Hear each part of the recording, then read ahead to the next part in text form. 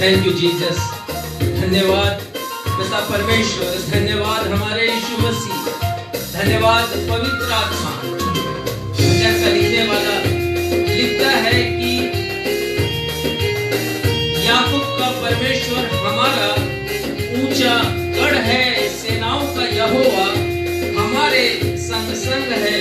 और बाइबल का परमेश्वर जीवित परमेश्वर है। प्रभु यीशु मसीह ने कहा कि मूसा ने जलती झाड़ी में दर्शन देखा और वो परमेश्वर को कहता है, परमेश्वर उससे कहते हैं कि मैं याकूब का परमेश्वर, अब्राहम का परमेश्वर, इसहाक का परमेश्वर हूँ। प्रभु यीशु मसीह कहते हैं कि परमेश्वर जीवितों का परमेश्वर है, परमेश्वर मुर्दों का नहीं है। और आज की प्रातःकाल हम सब जीवित हैं, परमेश्वर की प्रशंसा करते हैं। इस गीत को गा करके आप भी हमारे साथ गाइए।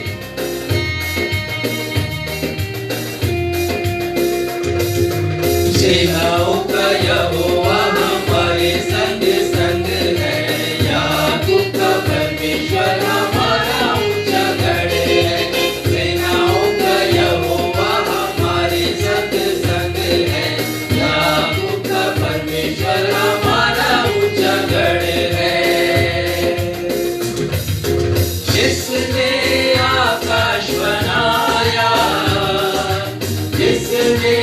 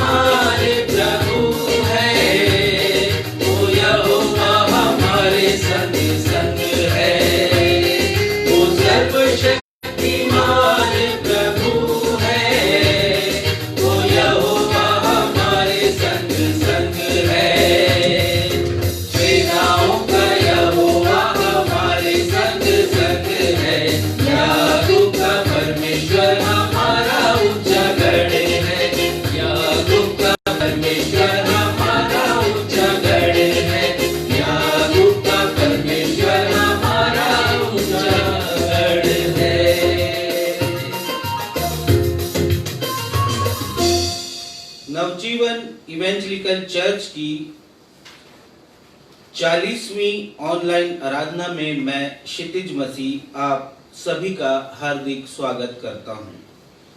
आज की आराधना में उपस्थित समस्त दर्शकों को मैं अपने उद्धारकर्ता प्रभु यीशु मसीह के नाम से शालोम, सलाम, यीशु सहाय, प्रेज द लॉर्ड और जय मसीह की कहता हूं। जय मसीह, जय मसीह।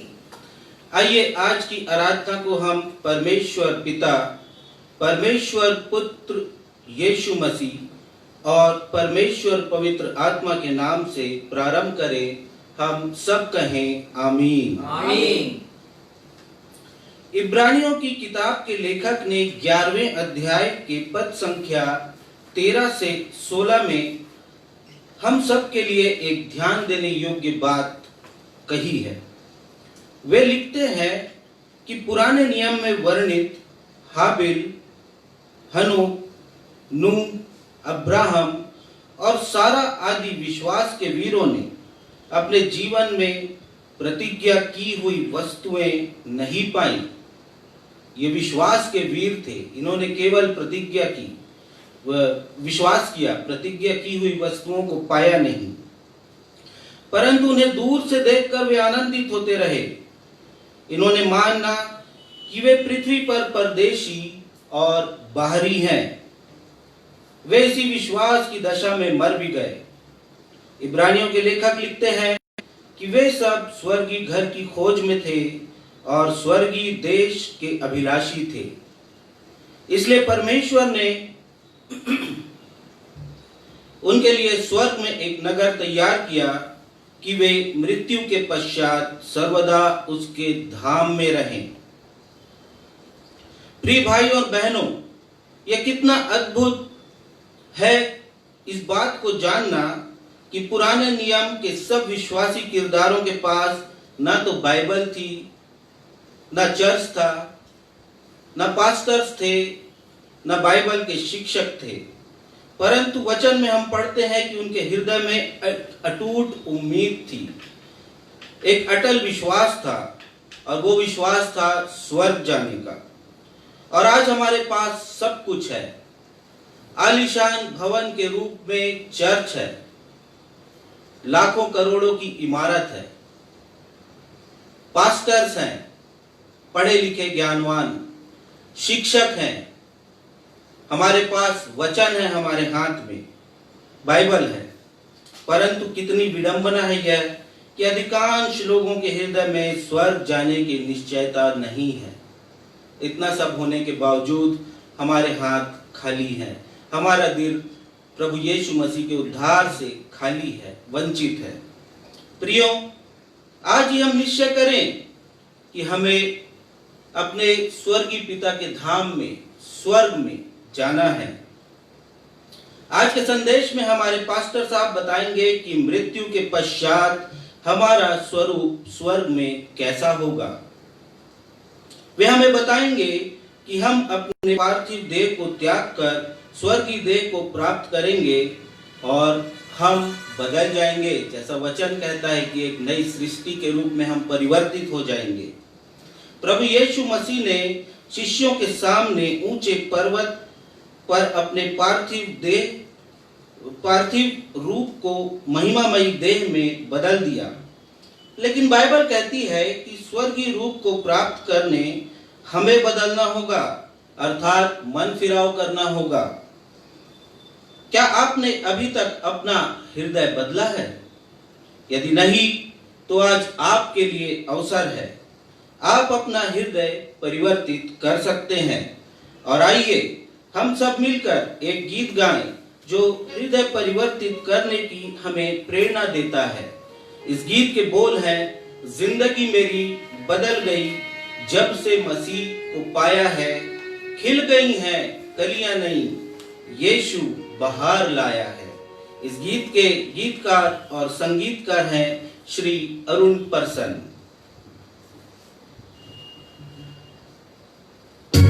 भाई अरुण परसन छिंदवाड़ा में रहते हैं।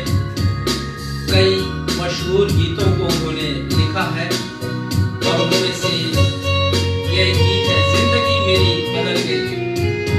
जब कोई व्यक्ति अपने मन को फिराता है, प्रभु यीशु मसीह के पास आता है, अपना हृदय प्रभु यीशु मसीह को देता है, प्रभु यीशु मसीह को अपने जीवन का मुक्तिदाता कहकर स्वीकार करता है, अपने पापों की क्षमा प्राप्त करता है, तो उसकी जिंदगी बदल जाती है। बहुत अच्छे शब्दों के साथ एक परिवर्तित जीवन की व्याख्या हम यहाँ पर देखते हैं। आइए इसी को हम मिलकर के गाते हैं।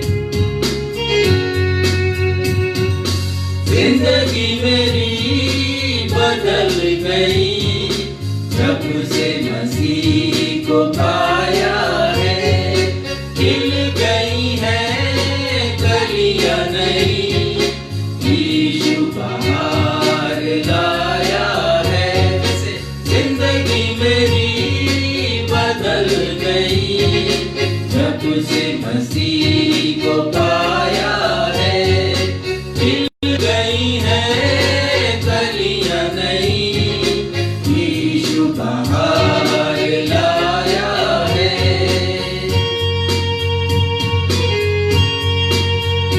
थैंक यू जीसस, मेरे जीवन में परिवर्तन लाने के लिए प्रभु।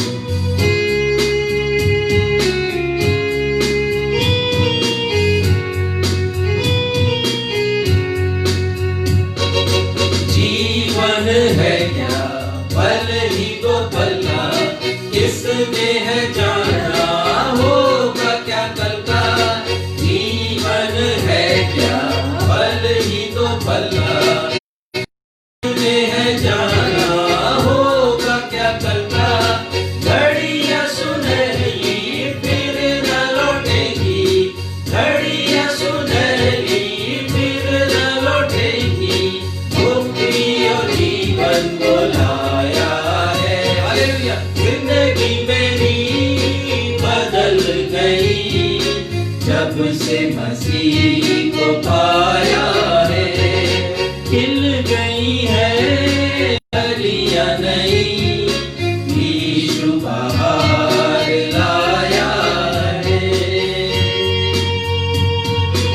वास्तव में भाइयों, हमारा जीवन पल ही दो पल का तो है, और इसमें भी यदि हमने निर्णय नहीं लिया, फैसला नहीं लिया अपने जीवन को बदलने का, तो हमसे अधिक भागा इस पृथ्वी पर कोई नहीं है।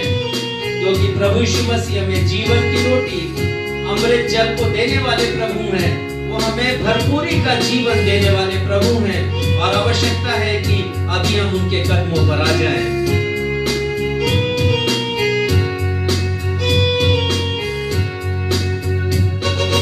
जीवन की रोटी और अमृत जल को कैसी भरपूरी से देता वो हमको।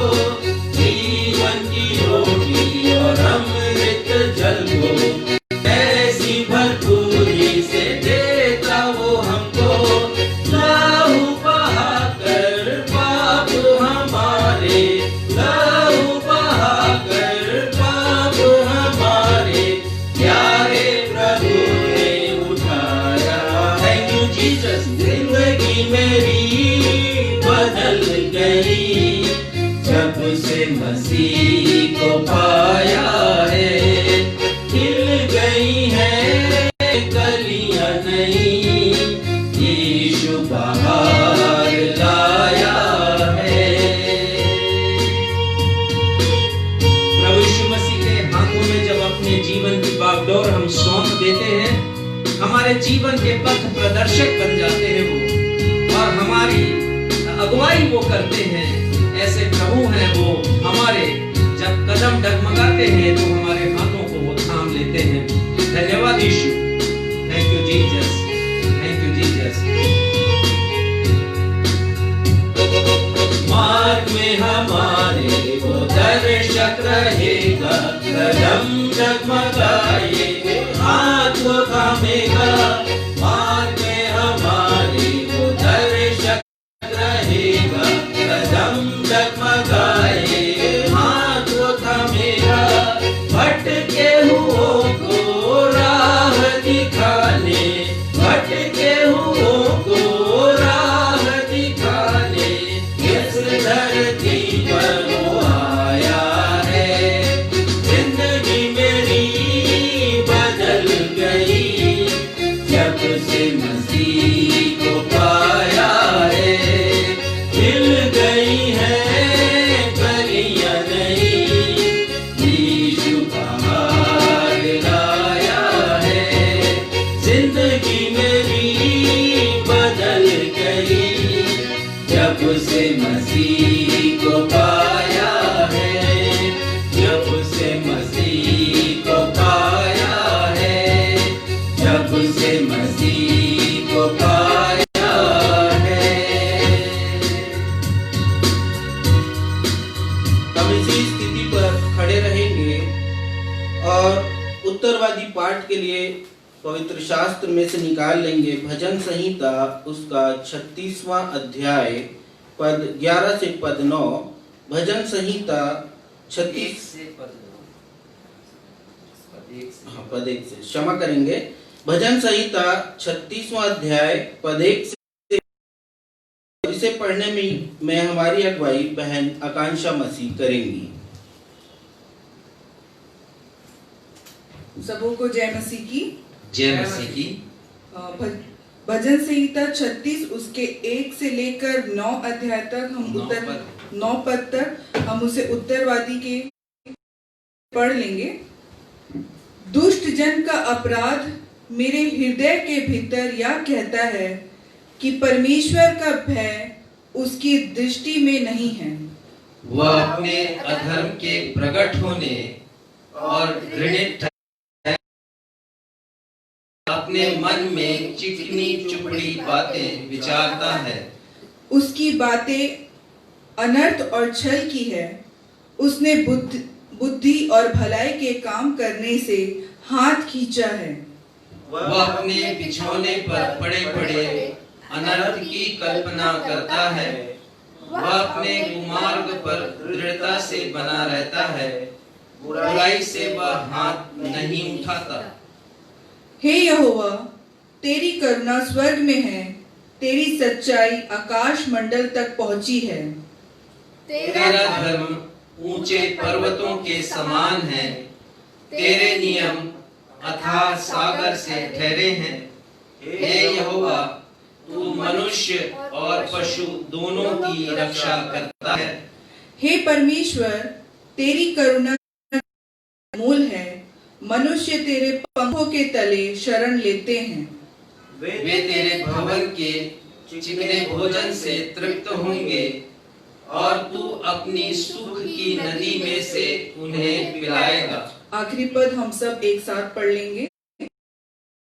जीवन का सोता तेरे ही पास है, तेरे प्रकाश के द्वारा हम प्रकाश पाएंगे। परमेश्वर अपने पढ़े हुए वचन पर आशीष दे। हम सब कहें आमीन। आमीन। समय होगा कि हम अपने पास्टर इंचार्ज रेवरेंड राजेश मसीह से सूचनाएं सुन लेंगे और उसके पश्चात वे मध्यस्थता की प्रार्थना भी करेंगे।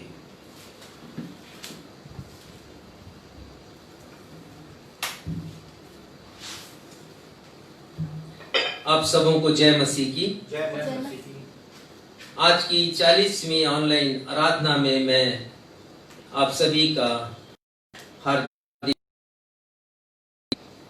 आज प्रभु भोज की सहभागिता संपन्न की जाएगी और मैं उम्मीद करता हूं कि दिए गए निर्देशों के अनुसार आपने प्रभु की देह अर्थात रोटी को और प्रभु के रक्त अर्थात दाखरस को बना लिया है और बड़ी पवित्रता के साथ आप अपने अपने घरों पर बैठे हैं। आपने मेज सजा ली है ताकि आप इस पवित्र सहभागिता में भाग ले सकें। मैं आपसे अनुरोध करता हूं कि जब प्रभु भोज संपन्न किया जाएगा और जब रोटी तोड़ी जाएगी, दाखरस लिया जाएगा, उस समय आप मेरे द्वारा दिए गए निर्देशों का पालन करें और पवित्रता के साथ, बड़ी गंभीरता के साथ प्रभु भोज की सहभागिता को प्राप्त करें। प्रभु आप सभी को अपनी आशीषों से परिपूर्ण करें। आज मैं सप्ताह भर के लिए विचार नहीं दे रहा हूं क्योंकि प्रभु भोज की आराधना भी है और हम थोड़ा समय बचाना चाहते हैं ताकि हम समय के पूर्व ठीक समय पर अपनी आराधना संपन्न कर सकें। जो संदेश होगा उसी को ही विचार के रूप में आप ले लीजिए और मैं आपसे निवेदन करता हूं कि आप फ्लाइंग विजिटर ना बने हमारे फेसबुक वॉल के या फेसबुक पोस्ट के, आज के ऑनलाइन प्रसारण के, क्योंकि बहुत से लोग शामिल होते हैं, जरूर प्रेज द लॉर्ड लिखते हैं और थोड़ी देर के बाद वो छोड़ देते हैं इस आराधना को। तो आपसे निवेदन है कि पूरी गंभीरता के साथ आप आराधना में हिस्सा लें और संदेश को सुने, अंत तक रहें आप, ताकि परमेश्वर की आशीषों को प्राप्त कर सकें और अपने आत्मिक जीवन की बढ़ोतरी ले देख सकें कि कैसे परमेश्वर पिता अपनी आशीषें आपको वचन के द्वारा प्रदान करते हैं। प्रार्थना अनुरोध इस प्रकार है। भाई दीपक अंथनी दुर्गापुर वेस्ट बंगाल में रहते हैं। इनका प्रार्थना अनुरोध हमारे पास आया है। ब्रेन और फिलहाल कलकत्ता में है। अपने ऑपरेशन के लिए प्रार्थना करें कि इनका ऑपरेशन सफल हो और प्रभु इन्हें एक जीवन और प्रदान करें ताकि वे परमेश्वर की महिमा कर सकें। हम इंडियन इवेंजलिकल मिशन को अपनी प्रार्थनाओं में लगातार स्मरण करते रहे हैं। हम FM हैं फ्रेंड्स मिशनरी प्रेयर बैंड के लिए और ये दोनों संस्थाएं हमारे देश में प्रभु की सेवा करती हैं और दुर्गम स्थानों में ये मिशनरी भेजते हैं और वहां जा करके ये सेवकाई करते हैं। IEM चाहता है कि छत्तीसगढ़ से भी कोई मिशनरी उनकी संस्था में आए। अभी तक छत्तीसगढ़ से कोई मिशनरी नहीं पहुंचा है या पहुंचा है तो उनकी संख्या बहुत कम है और वो चाहते हैं कि मिशनरी आए। तो मैं आपसे अनुरोध करता हूं कि यदि आप इस सेवा को करना चाहते हैं तो आप मुझसे संपर्क कर सकते हैं और जो सही व्यक्ति है मैं आपको उन तक पहुंचने का मार्ग बता सकता हूं। IM बहुत अच्छी सेवा कर रही है, फलवंत सेवकाई है। हम प्रार्थना करें इस मिनिस्ट्री के लिए, लगातार अपनी दुआओं में इन्हें स्मरण करते रहें। बहन सबीना विकय के लिए हम प्रार्थना करेंगे। धमतरी में ये रहती हैं। पति की मृत्यु के पश्चात ये ट्रांसफर चाहती हैं, सेवा शिक्षा कर्मी है ये, और बिलासपुर ट्रांसफर चाह रही हैं और इन्होंने बहुत कोशिश की है, लेकिन ये कह रही हैं कि अब प्रार्थना ही मेरा एकमात्र उपाय है और हम इनके लिए प्रार्थना करते हैं कि इनका स्थानांतरण बिलासपुर हो सके।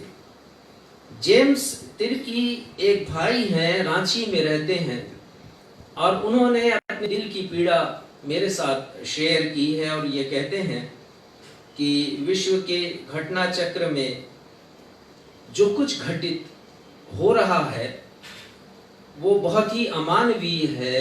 उनका कहना है कि न सिर्फ हमारे देश में परंतु दूसरे देशों में भी गरीबों के ऊपर बहुत से अत्याचार हो रहे हैं।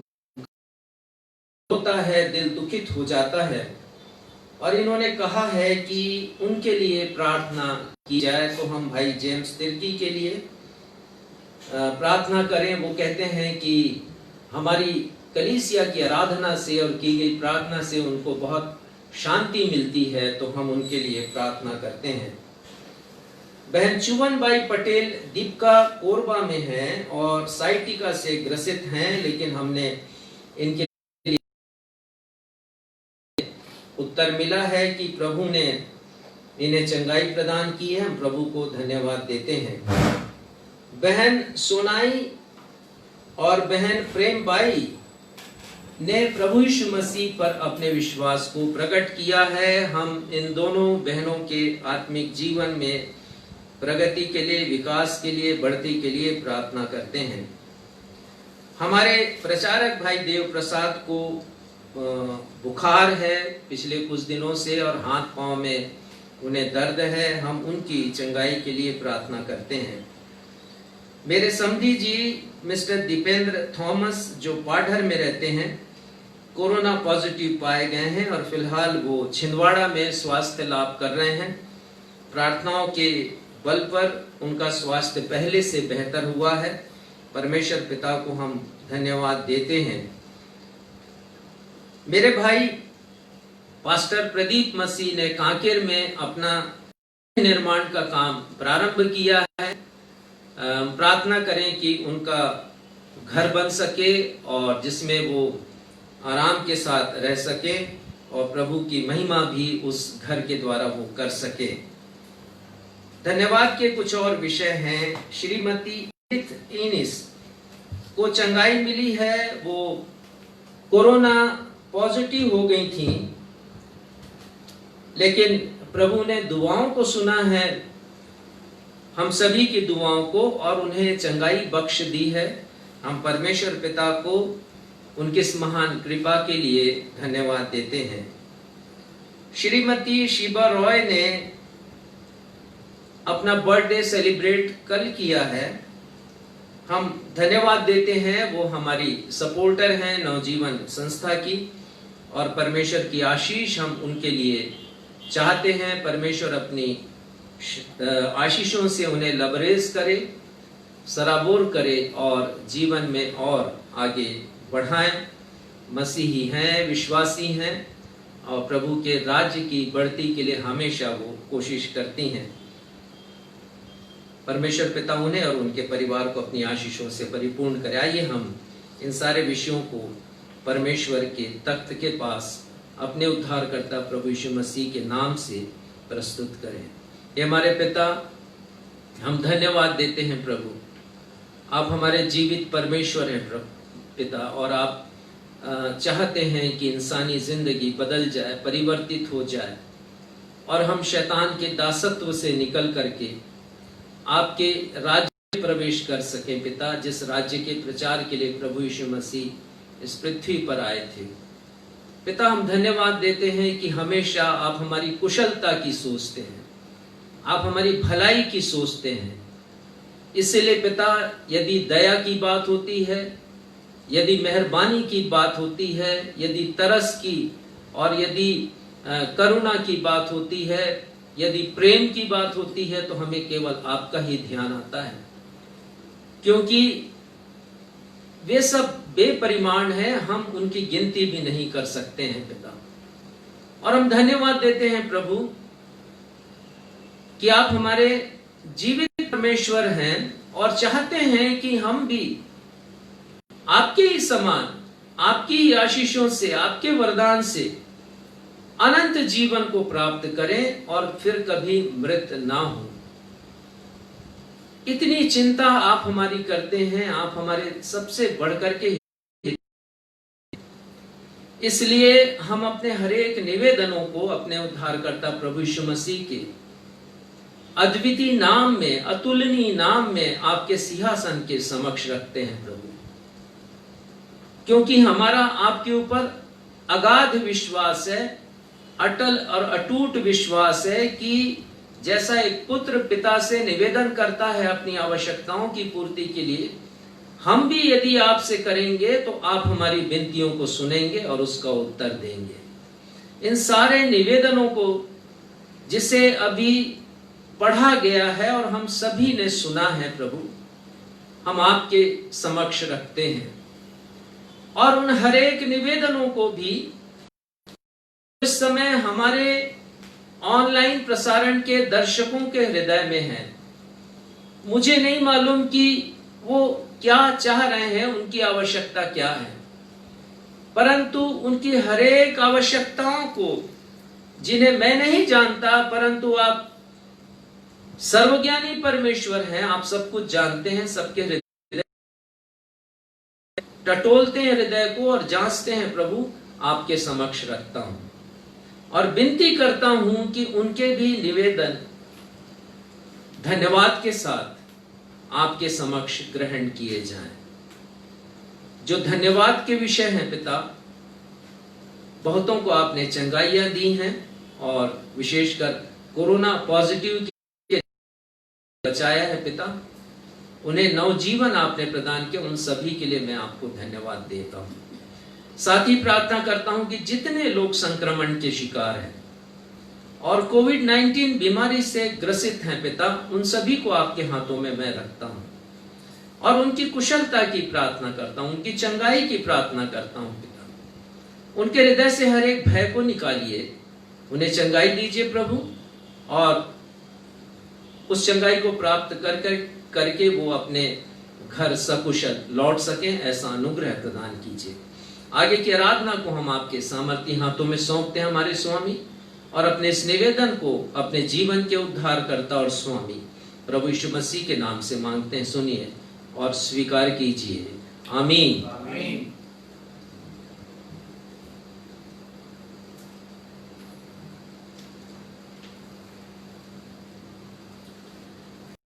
आज वाईफाई के नेटवर्क में कुछ प्रॉब्लम है, प्रसारण आपको सही से नहीं दिख रहा होगा, हो सकता है ब्लरी इमेजेस आ रही होंगी।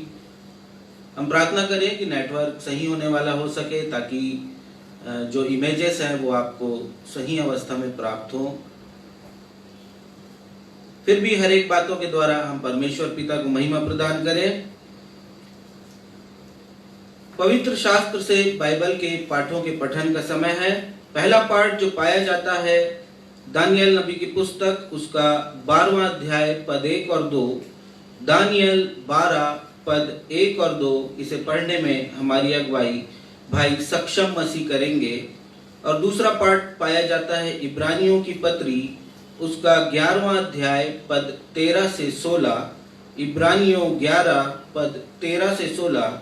इसे पढ़ने में हमारी अगुवाई श्रीमती बीना मसीह करेंगी।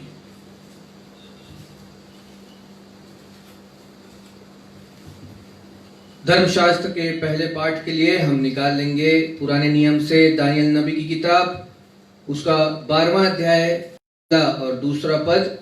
दानियल 12 पहला और दूसरा पद, और यहाँ यूं लिखा हुआ है, उसी समय मिकाएल नाम बड़ा प्रधान जो तेरे जाति भाइयों का पक्ष करने को खड़ा रहता है वह उठेगा। तब ऐसे संकट का समय होगा जैसा किसी जाति के उत्पन्न होने के समय से लेकर अब तक कभी न हुआ न होगा। परंतु तेरे लोगों में से जितनों के नाम परमेश्वर की पुस्तक में लिखे हुए हैं वे बच निकलेंगे। जो भूमि के नीचे सोए रहेंगे उनमें से बहुत से लोग जाग उठेंगे, कितने तो सदा के जीवन के लिए और कितने अपनी नाम धराई और सदा तक अत्यंत घिनौने ठहरने के लिए। यह परमेश्वर का सत्य और जीवित वचन है। परमेश्वर पिता अपने इस वचन के पढ़े जाने, सुने जाने और समझे जाने पे अपनी बहुतायत की आशीष प्रदान करें। हम सब कहें आमीन। आमीन।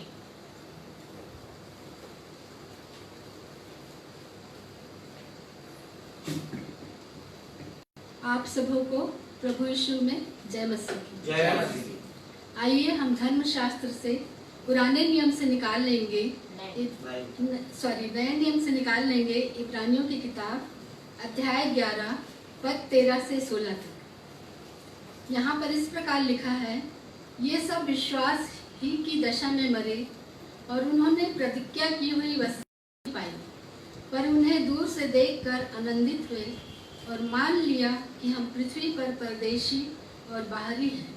जो ऐसी बातें कहते हैं वे प्रकट करते हैं कि स्वदेश की खोज में हैं, और जिस देश से वे निकल आए थे यदि उसकी सुधि करते तो उन्हें लौट जाने का अवसर था। पर वे एक उत्तम अर्थात स्वर्गीय देश के अभिलाषी हैं, इसीलिए परमेश्वर उनका परमेश्वर कहलाने में उनसे नहीं लजाता, क्योंकि उसने उनके लिए एक नगर तैयार किया है। यह परमेश्वर का जीवित और सत्य वचन है। परमेश्वर इसके पढ़े एवं सुने जाने पर हम सबों को आशीष प्रदान करें। हम सब कहें आमीन। आमीन। सुसमाचार पाठ के आधार में हम सभी अपने स्थानों पर खड़े हो जाएंगे। आज का सुसमाचार का पाठ जो पाया जाता है लूका उसका 20वां अध्याय पद 27 से 36। लूका 20 पद 27। हमारे पासवान महोदय पढ़ने में अगुवाई करेंगे।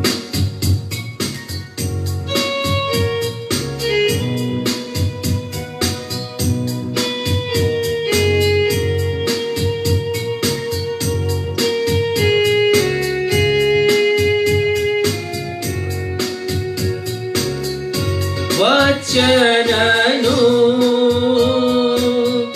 वचन को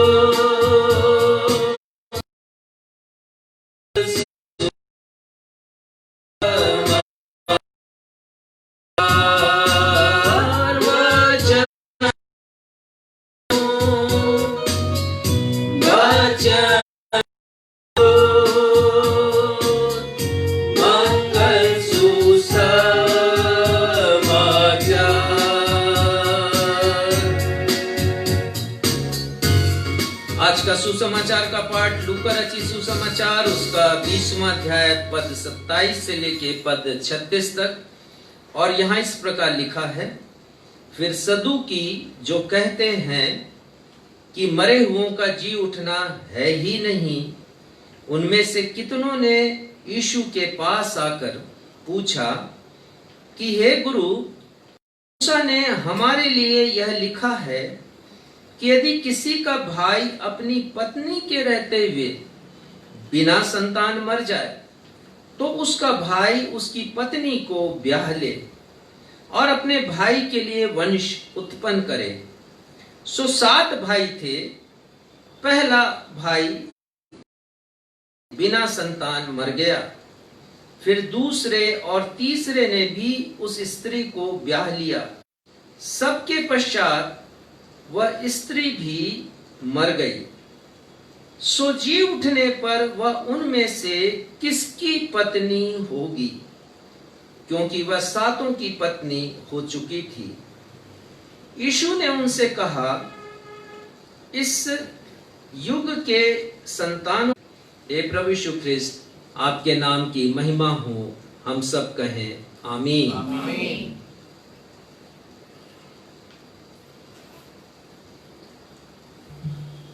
प्रभु भोज की तैयारी में हम सब गीत गा लेंगे। जैसा मैं हूँ बिन योग्यता पर करके आसरा लहू का, ये गीत हम सभी को आता है। प्रभु की तैयारी में हम इस गीत को गा लेंगे।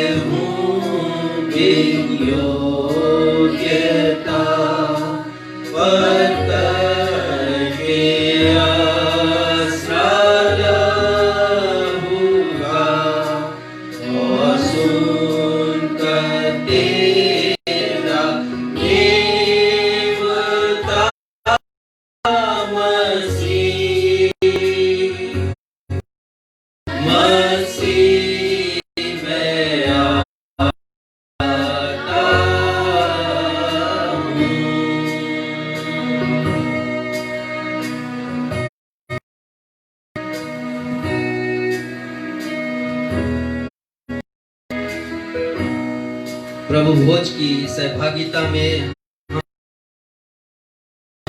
और यदि आपने किसी वस्त्र से अपने पात्र को ढांक कर रखा है तो वस्त्र को हटा लीजिए और उसके पात्र को आप खोल लीजिए जो आपने रोटी और दाखरस को ढांक कर रखा है, और हम प्रभु भोज के लिए तैयार हो जाएं।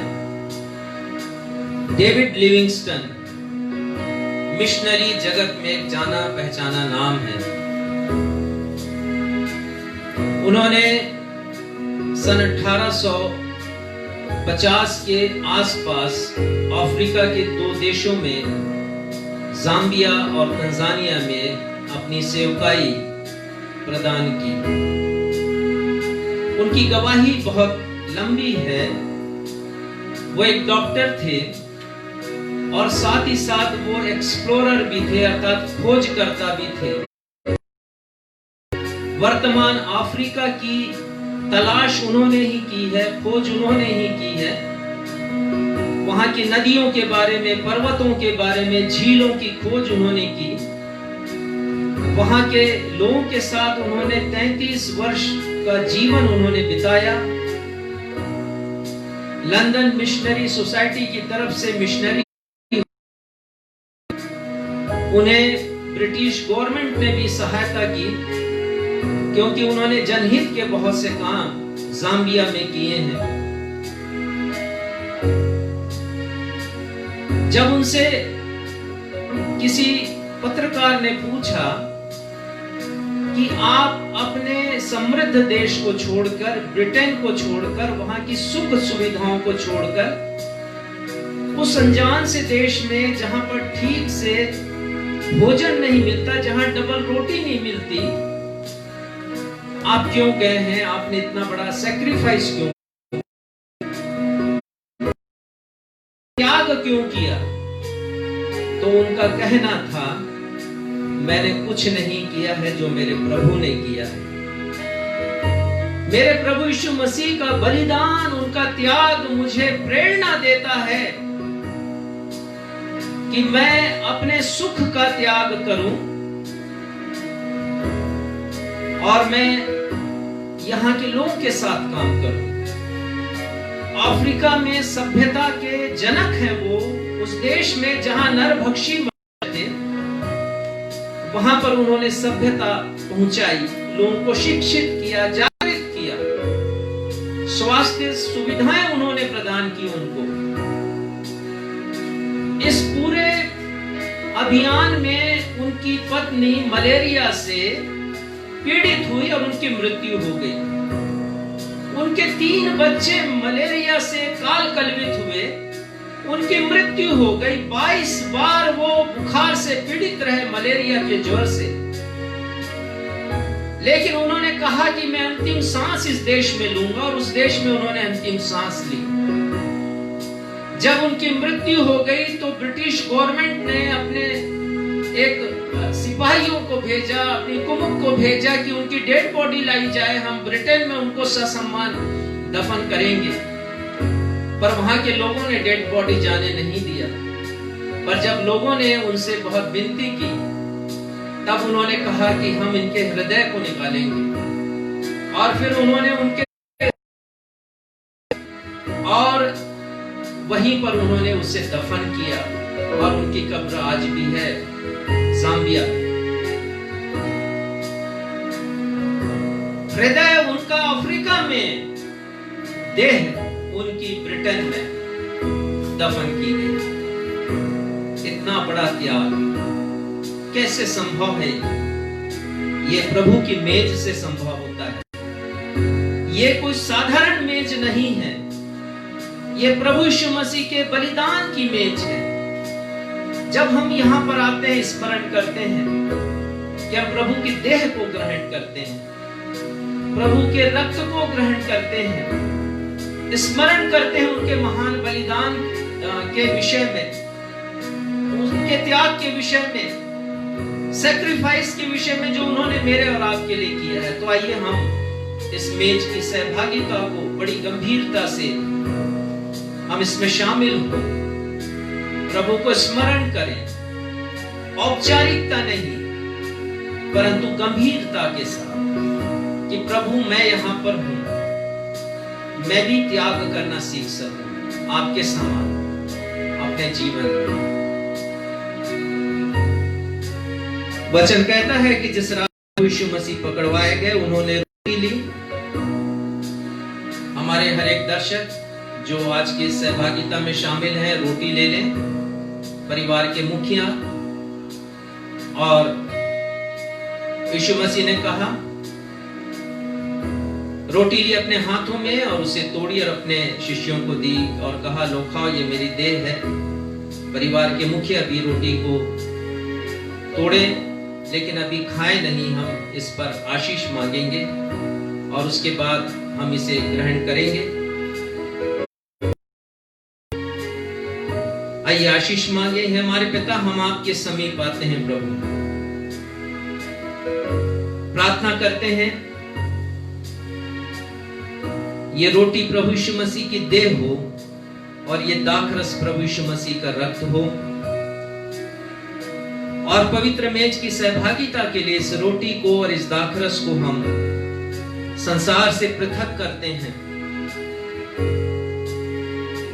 अपनी आशीषें इन्हें इन पर प्रदान कीजिए।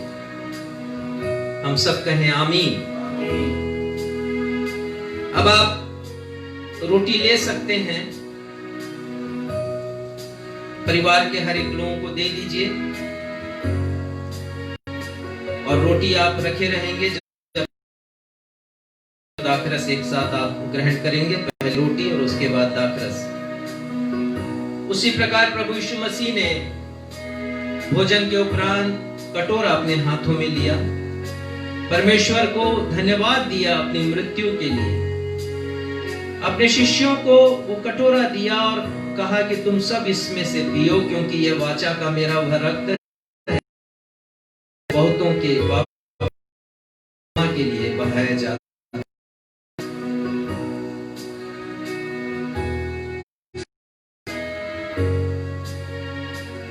आप सभी से निवेदन है कि आप मेज की सहभागिता को प्राप्त करें। पहले रोटी को आप ग्रहण करें,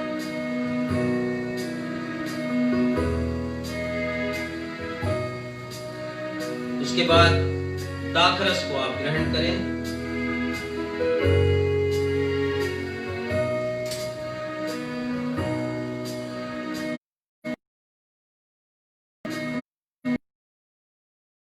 प्रभु को धन्यवाद उनके महान बलिदान के लिए, सामर्थ्य मांगे कि प्रभु मैं भी आपके योग्य हो सकूं। बहुत बड़े काम नहीं प्रभु, तो छोटे काम करूं, आपके नाम की महिमा करूं। अपनी सामर्थ्य से मुझे परिपूर्ण कीजिए प्रभु।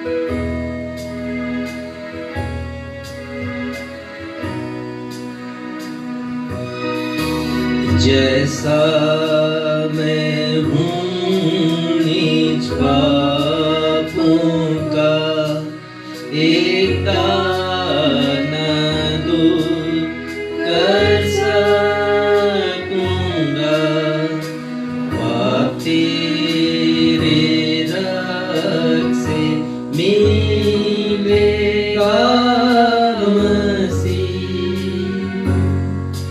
मसीह मैं आता हूँ।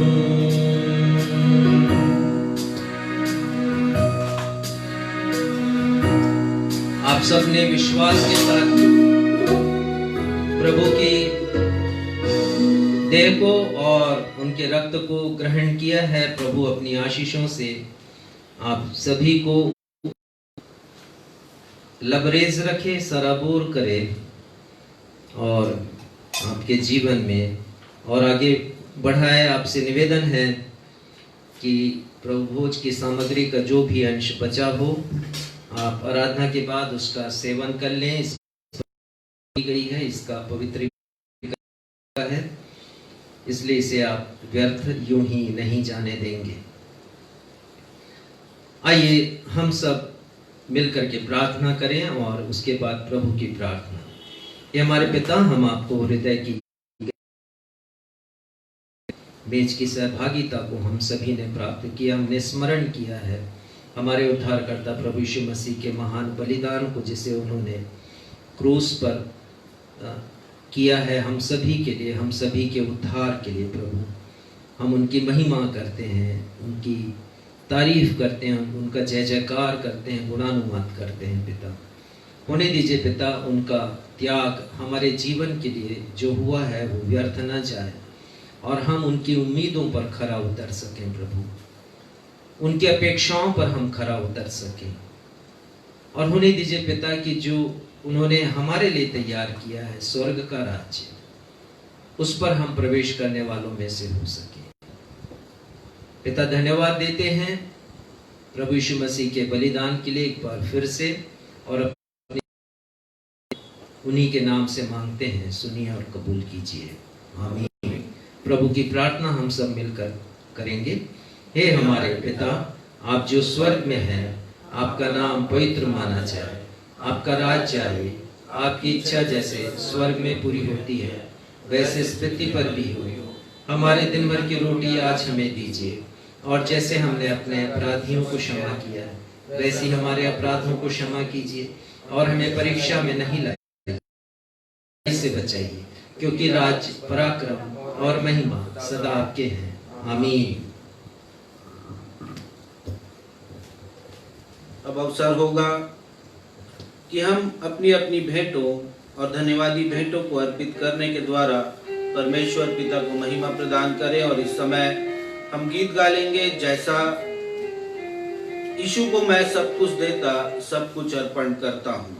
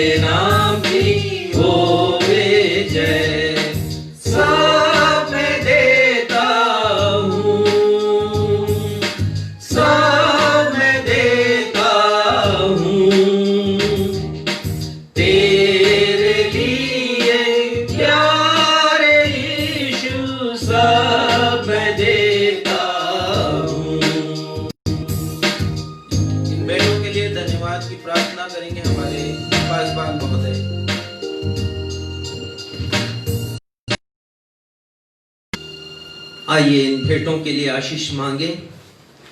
हमारे पिता, हम आपके सिंहासन के समक्ष हैं प्रभु, आपकी उपस्थिति के लिए धन्यवाद देते हैं। जब हम आपके सिंहासन को, आपके निवास को अपने मध्य में हम पाते हैं पिता, हमारा हृदय आनंदित और प्रफुल्लित और गदगद उठता है। और साथ ही पिता, उन हर एक आशीषों के लिए जिसे आपने हमें प्रदान किया है, उस सामर्थ्य के लिए, शक्ति के लिए जिसे आपने हमें दी है, सांस के लिए, हृदय की हर एक धड़कनों के लिए पिता, जो आप प्रतिक्षण हमें प्रदान करते हैं, हम आपकी महिमा करते हैं पिता। क्योंकि हम संसार में जाते हैं, हम अर्जित करते हैं, अपनी आय का कुछ हिस्सा हम आपकी महिमा के लिए देते हैं पिता, और अभी हमने दिया है स्वर्गीय राज के लिए, से आप ग्रहण करें। साथ ही पिता, प्रार्थना करते हैं अपने हर एक दर्शकों के लिए जिन्होंने अपनी अपनी भेंटें और धन्यवादी भेंटें अभी अर्पित की हैं।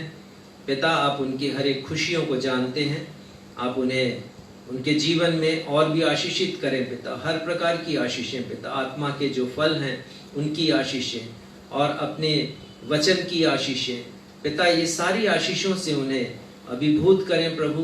उनके जिंदगी में उन्हें आप और आगे बढ़ाएं और एक दर्द दीजिए उनके हृदय में आपके स्वर्गीय राज के विस्तार के लिए, ताकि वो अपने आय का हिस्सा हमेशा आपके स्वर्गीय राज के विस्तार के लिए और भलाई के कार्यों के लिए, गरीबों के लिए देने वाले हो सकें पिता। हम प्रार्थना करते हैं आगे की आराधना के लिए, उसे आपके हाथों में सौंपते हैं, विशेषकर वचन को प्रार्थना करते हैं पिता, जो वचन हम सुने हमारे हृदय छिद जाएं और हम आपके पास आ जाएं पिता, करीब आ जाएं।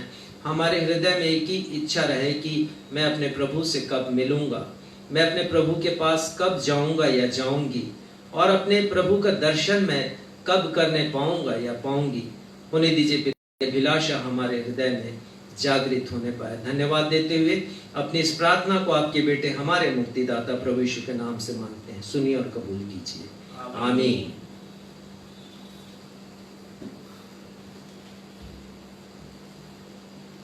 मृत्यु के पश्चात हमारे स्वर्गीय जीवन का स्वरूप कैसा होगा? What will be the nature of our heavenly life after death? आज के संदेश का यही विषय है और आज का संदेश हमारे सामने हमारे पासवान महोदय प्रस्तुत करेंगे।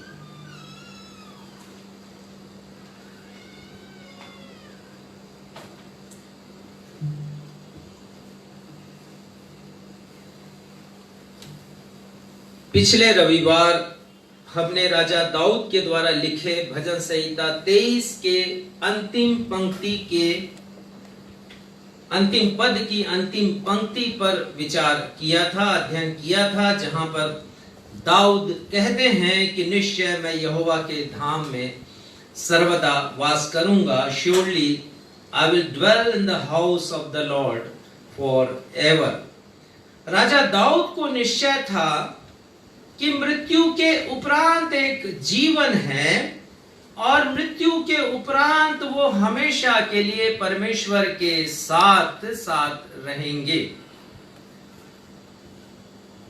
हमने विचार किया था कि दाऊद जैसी निश्चयता हर एक मसीही के हृदय में होनी चाहिए, लेकिन विडंबना ये है, एक पास्टर होने के नाते जैसा मैं देखता हूं और अनुभव करता हूं, कि अधिकांश मसीहियों का विश्वास मृत्यु पर अधिक है, स्वयं के पुनरुत्थान के ऊपर कम है, मृत्यु के पश्चात जीवन पर यकीन नहीं है, निश्चयता नहीं है कि वे स्वर्ग जाएंगे भी या नहीं जाएंगे। एक दिन मरना है ये तो सब कहते हैं, अक्सर मैंने लोगों के मुंह से सुना था, सुनता हूं मैं, लेकिन एक दिन हम जीवित होंगे ये विरले ही कहते हैं, और ये विश्वास है, ये निश्चयता है। यदि गाहे बगाहे यदि हम विश्वास करते भी हैं कि मृत्यु के पश्चात जीवन है, यदि हम शब्दों से इसका स्वीकरण भी करते हैं, स्वीकार करते हैं, तो भी हमारा विश्वास हमारे कार्यों से मेल नहीं खाता।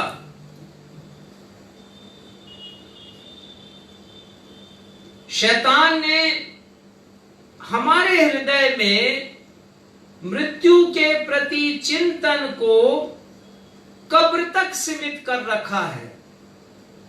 हम कब्र के पार देखते ही नहीं हैं उस जीवन को, जिस जीवन को देने का वादा हमारे प्रभु यीशु मसीह ने हमसे किया है।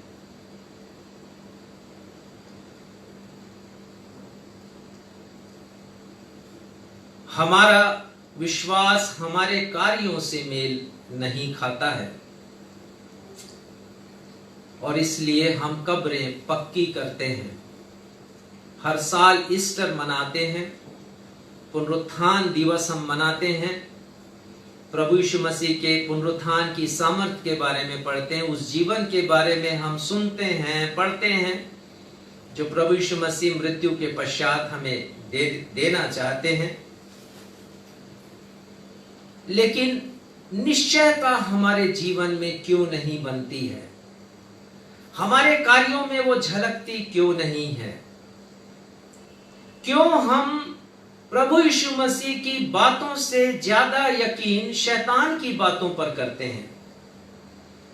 एडवर्ड इरविंग एक नाम है मशहूर प्रचारक का, जिन्होंने यूरोप में बहुत बड़ी रिवाइवल जिन्होंने लाया अपने वचनों के द्वारा।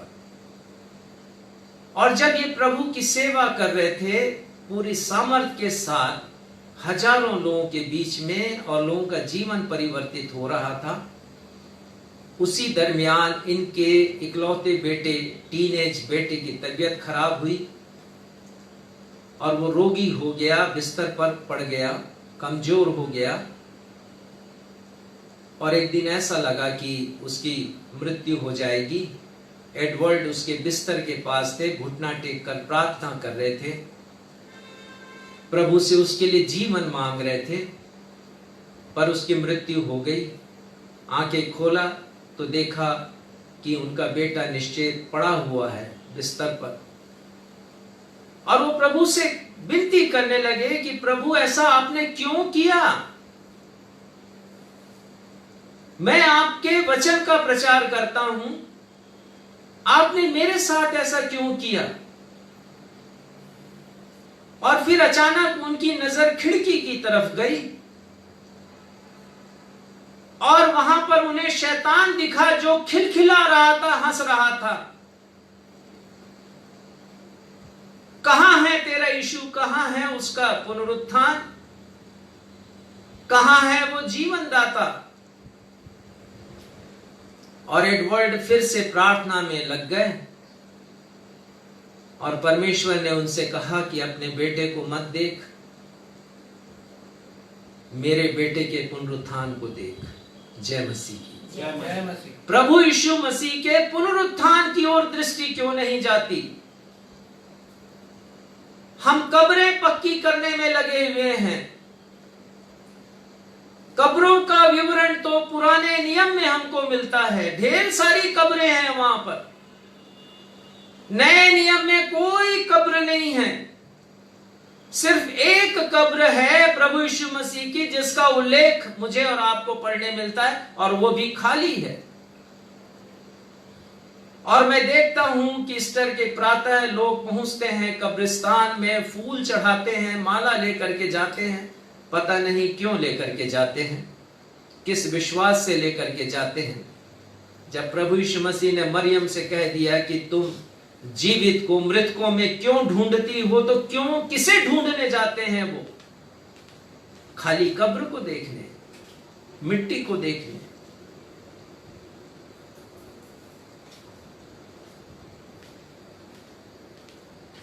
हमारा विश्वास हमारे कार्यों से मेल खाना चाहिए। एक परिवार में पति की मृत्यु हो गई, विवाह हुए कुछ ही वर्ष हुए थे, पत्नी के गोद में उस समय एक बच्चा था।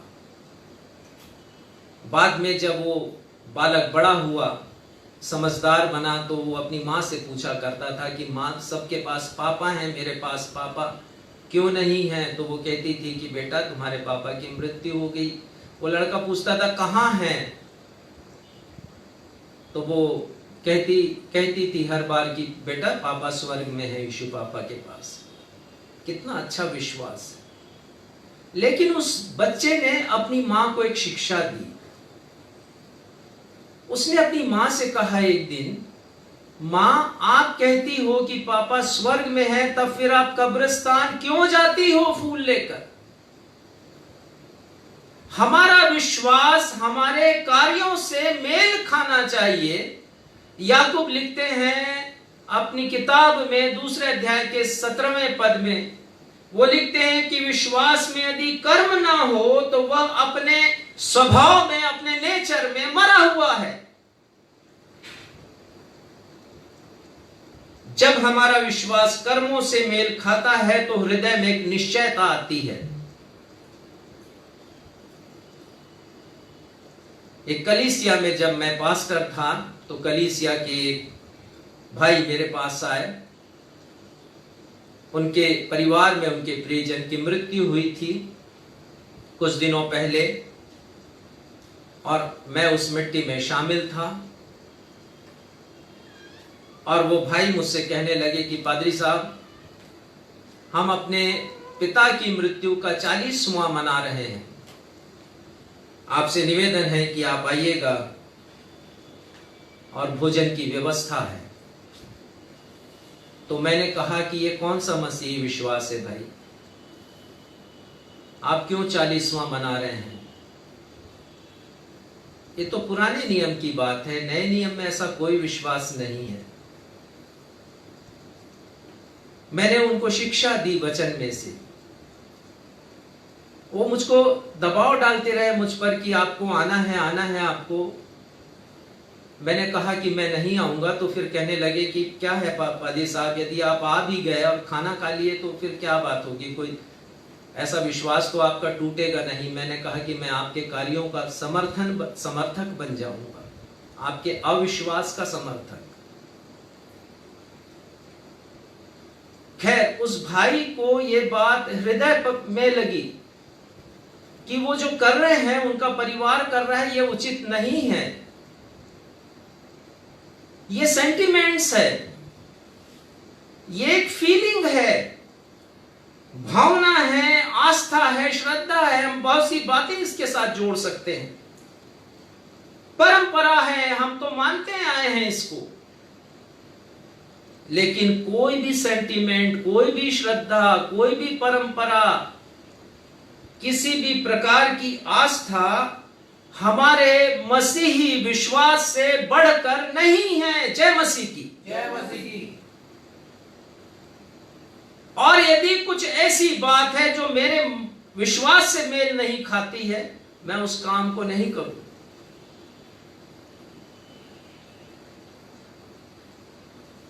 जब विश्वास हमारे कर्मों से मेल खाता है तो हृदय में एक निश्चयता आती है, और मसीही विश्वास कहता है कि मसीहियत मृत्यु के पश्चात जीवन के अस्तित्व पर यकीन करती है। मसीहियत मृत्यु के पश्चात जीवन पर विश्वास करता है। केवल मसीहियत पुनरुत्थान की बात करता है, अ लाइफ आफ्टर डेथ।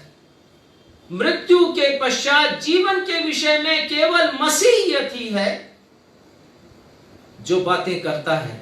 इस दुनिया में और कोई नहीं, कोई धर्म भी नहीं। मसीहियत पुनर्जन्म में भरोसा नहीं करता।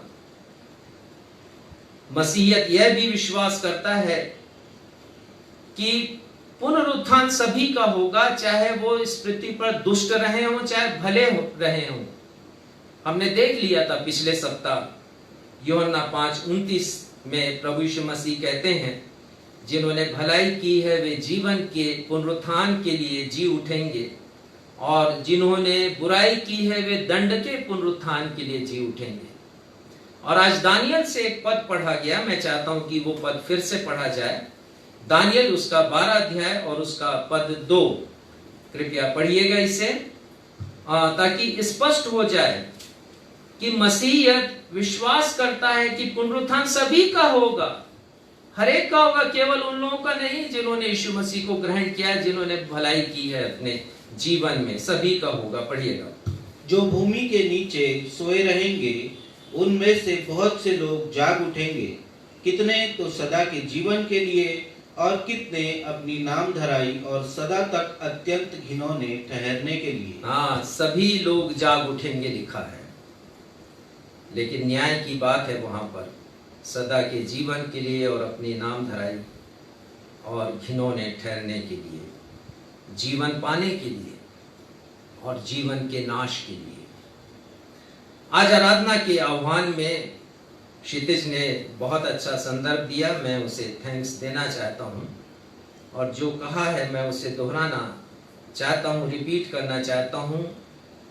नए नियम में से पत्रियों में जो स्थल पढ़ा गया इब्रानी की पत्री से 11वां अध्याय 13 से 16 पद पढ़े गए, जहाँ पर लेखक लिखते हैं, और उसका सारांश मैं आपके सामने दे रहा हूँ ताकि वे लोग जो कि बाद में हमारी आराधना में शामिल हुए हैं वे इसे जान सकें कि पुराने नियम में वर्णित, लेखक ने लिखा है कि पुराने नियम में वर्णित हाबिल ने, हनोक ने, नूह ने, अब्राहम ने और सारा ने, ये सब विश्वास के वीरों ने अपने जीवन काल में परमेश्वर द्वारा की गई प्रतिज्ञा की गई वस्तुओं को नहीं प्राप्त किया,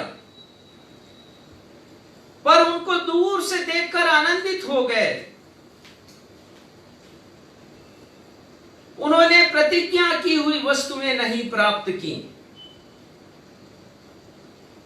लेकिन उन्होंने विश्वास किया स्वर्ग के ऊपर। वो लिखा है कि स्वर्गीय घर के अभिलाषी थे वो, और स्वर्गीय घर की खोज में थे वो। उन्होंने सोचा कि ये पृथ्वी हमारा स्थायी निवास नहीं है, हम इस पृथ्वी पर एलियंस हैं, हम बाहरी हैं, हम परदेशी हैं, वी आर इन एग्जाइल्स। वो ऐसा सोचते थे। वो सोचते थे कि हमारा जो स्थायी निवास है वो स्वर्ग में है।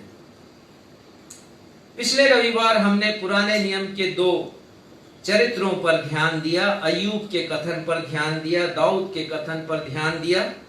अय्यूब कहते हैं कि मेरा छुड़ाने वाला जीवित है, मैं मृत्यु के पश्चात ईश्वर का दर्शन करने पाऊंगा। दाऊद कहते हैं कि निश्चय मैं यहोवा के धाम में सदा निवास करूंगा, सर्वदा निवास करूंगा।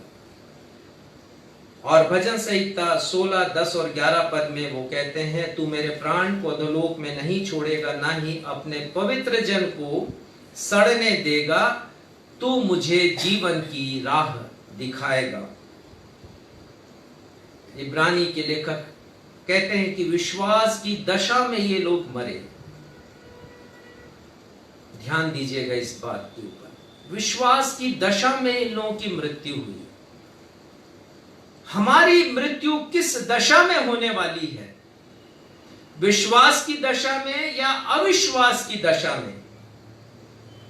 कितना अद्भुत है ये जानना कि पुराने नियम के उपरोक्त चरित्र अब्राहम, सारा और मूसा, अय्यूब, दाऊद, दानियल और भी दूसरे लोग, इनके पास ना बाइबल था, ना इनके पास चर्च था, ना इनके पास कोई पास्टर था, ना इनके पास कोई प्रचारक था, ना इनके पास बाइबल की टीका की किताबें थी, ना कोई क्विज प्रतियोगिता होती थी इनके जमाने में।